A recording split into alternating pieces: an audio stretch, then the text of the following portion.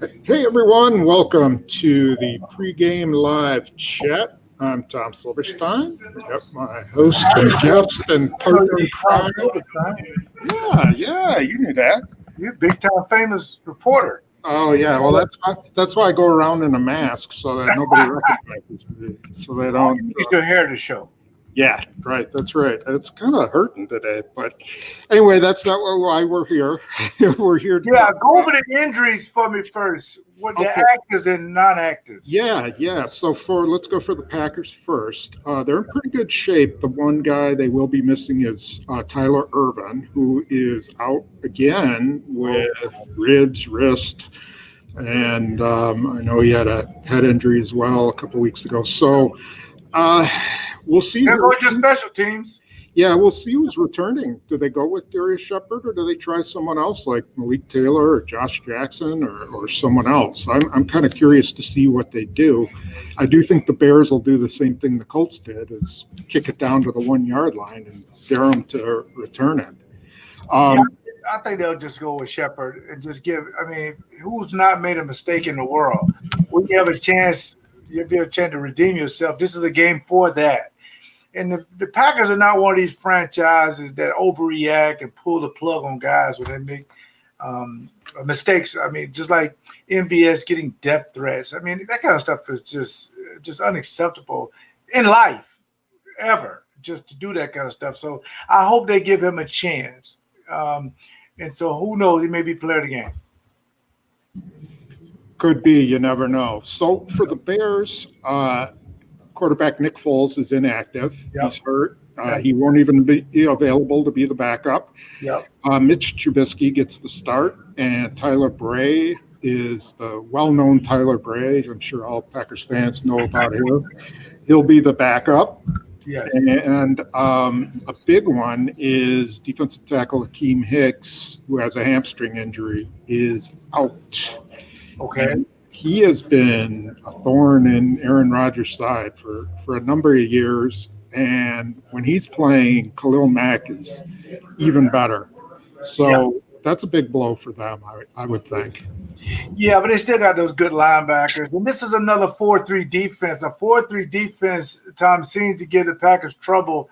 Their 3 losses were 4-3 teams.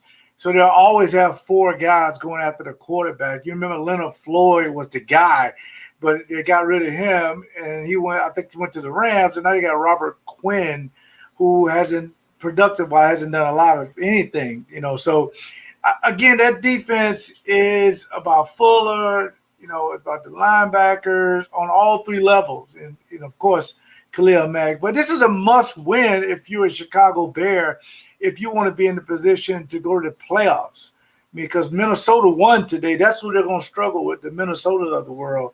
But if you're the Green Bay Packers, this is the oldest rivalry, and you got to really set the tone to let people know what happened in Indianapolis. You're past that. And I think the Packers will come out very focused.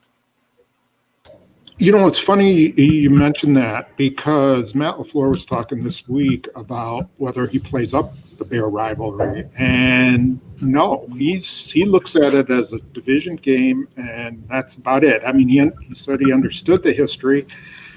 He doesn't embrace it the way that Mike McCarthy did, or, Mike Holmgren did at some point, Mike Sherman. I think to him, this is kind of a new era, and he doesn't want his guys getting too high or too low about a single game. Do you understand that, or do you think that's a mistake? I think it's a mistake in a way, because it is something to rival. And remember, he's only 40 years old. So, he's not – the rivalry thing is not the new and upcoming coach. They just want to beat everybody. In other words, I kind of understand what he's saying in a way. You don't want to put certain emphasis on certain games. But that kind of flies in the face of the people in Kenosha, Racine, Waukegan, because they're right on that border. And this has been an old rivalry from the Hatfield and McCoys. This is a big deal. Throw out the records. You remember Lovie Smith, when he first got the job, Tom, he said, hey, listen, I want to beat Green Bay, because if I do that, I'm going to be in the playoffs. I'm going to have a chance at a Super Bowl. But if his guys can buy into that, the younger guys, they may not really know. But that's why Brian Noble sat me down as a young rookie and told me about the Bears rivalry. But at the same time, you got to win the North first. I mean, that's paramount. So they're in your way for winning the North. Normally, you don't play these guys twice in 3 or 4 weeks. Normally, you play them early. And remember, Matt LaFleur's first inaugural win was against the Bears, 10-3. So he'll develop his own rivalry to more times he plays them. And remember, he's been dominating the North since he got there a year and a half ago. So, but at the end of the day, you need to beat a team that's standing in your way of getting your status back, because the NFC is so wide open. You have the Rams struggling with the San Francisco 49ers. You just don't know. Drew Brees is going to be out for a while. You just don't know. I was just going to bring that up because everything is really week to week. You don't know who's going to be the team. Tampa Bay's coming back on Kansas City, but we thought they were going to be the team to beat. Then that's true. Became New Orleans, and then they lost Drew Brees. And while they got to play against a team that didn't have a quarterback today, and then the Rams wind up losing to the 49ers. So it's crazy. It's really crazy. That's why this is such a big game for Green Bay. Exactly. And I'm glad it's on national televised game again to show America. First of all, Aaron Rodgers is one of the top 3 quarterbacks in the league, and he always kills the Bears.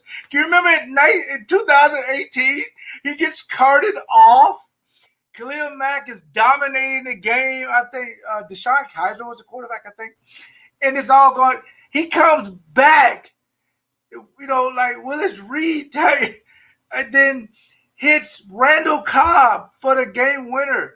That's what Packer rivalries are all about. I mean, that's what you're going to see tonight. Aaron Rodgers has always traditionally just destroyed the Bears. But again, if you're the Bears, you're thinking, this can make my season, especially if you're Matt Nagy. Because, Tom, in a perfect world, he should run Cordell Patterson and David Montgomery all day. Don't even put Mitch Trubisky in that position. But he won't do that. He'll let Mitch Trubisky throw it a bunch of times. He'll throw a couple of pick sixes to Jair Alexander. And next thing you know, he's like, well, wait a minute. They picked up his option, Mitch Trubisky.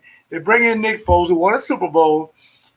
Nick Foles, to me, he's a relief pitcher. He's not a starting pitcher.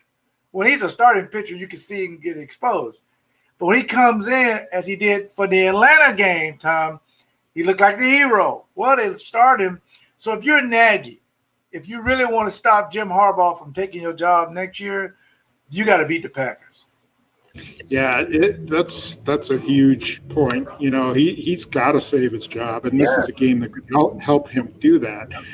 I agree with you that I think the Bears need to just run the ball. I mean, they have the worst running offense in the league, but they have to figure out a way to punish the Packers for their run defense. Now, Chicago has done a really good job of keeping Aaron Jones in check through his career. I mean, I think he's averaging like 3.9 yards per carry against them. Yes. What do you do? In this situation, you don't have Tyler Ervin to kind of take some of that pressure. That's a great point. Jet sweeps. So, how do you get this guy going? Well, you got to stick with him. You got to do what the Colts did. Remember, they were down 14 points, and they ran Jonathan Taylor, and they got it back in the game. You run 33. This is a run because the reason why Aaron Rodgers is one of the best, if not the best, play-action quarterback is because your running game works. But permission to be a conspiracy theory. I mean, if you're Aaron Jones, you're thinking, why don't I get the ball? Even if he's not running it, throw it to him. This is a bad matchup for all defense. Get him split out. Get him in space. I think he'll get 22 touches tonight. If that's the case, they'll score 30 points. Because Devontae Adams is going to put up numbers, okay? Aaron Rodgers is going to put up numbers. And on the flip side of that, they're going to split out Jimmy Graham and just throw him the ball, and whoever's out there, it'll be a jump ball. Certain things in this game you know is going to happen. But Aaron Jones is a top 3 running back. 10 carry last week is unacceptable in a way. The guy's just that dynamic. Okay, give me 3 guys to look at before we go. Who are 3 guys we should watch? Oh, Robert Tonyan. Robert Tonyan, I mean, he's going to be available because they may double Devontae Adams. That'll open it up. MVS will get an opportunity to catch 3 deep balls because they're going to play that soft cover 2. The middle's going to be wide open. Now, again, my player of the game had to be David Bakhtiari because he's going to go up against Khalil Mack most of the time or Robert Quinn. And he got to protect Aaron Rodgers' back. He's the best left tackle in football. I expect those 3 guys to step up and play well, and that would be a victory for the Green Bay Packers. Okay, that'll be interesting to see what they do with Mack. They may put him over Billy Turner the whole game and put their strength against not go strength against strength. Try to get Mack a better matchup. But we'll watch that all game. That's going to be something to watch as well. Yeah. So I'm excited for it. I think America get a chance to see the Green Bay Packers in their rare form. You're going to have a little bit of fans there tonight, maybe 500-600, give or take. So they may sprinkle in fans. They moved the Carolina game to the 19th. So you may see some fans sprinkled in there. And that may really get it up. So I thought Mark Murphy did a brilliant using this game as a way to sprinkle in some fans because it's a huge rivalry. So I'm very excited. Yeah, I'm looking down at the stands, and you can see they have those seat backs, but they're all in 3 rows, and at most, I think they were going to have 500 people. Plus family and friends and employees. Right. But I guess it's just their way to go through the protocol. So anyway, it's not nearly as windy as it's been, and it's not cold. It's a perfect night for football. So, but keep an eye on special teams. The special teams has been really holding this team back. Okay, sounds good. You got some people you want to thank before we head out of here? Yeah, real quick, the traditional, the Jewelry Center, of course. You can go to GameDayBrats.com for my brats. Again, pick and save. I really appreciate what we fed over 150, close to 200 families. And again, I just appreciate everything they did. Ivanhoe's Pub and Eatery in Racine. You can pick up curbside for these guys. And again, if you're looking for a bullying book for $10, you can read to your kids, or your kids can read it by themselves. My son loves this book. So I just appreciate the fans being a part of it. And thank you very much we'll do 5 questions later in the week. And of course, you can go to PackerNews.com for all the latest. Yes. And if you want to follow the game with me, you can go to Packer News. Go to the live blog, and I will. I'll be sending in a question. Yeah, I'll do my best LeRoy Butler, and without all the green and gold glasses though. But, I'll give you the straight scoop. All right, you always. All right. Thanks everybody. Good seeing you. Go Pack, go.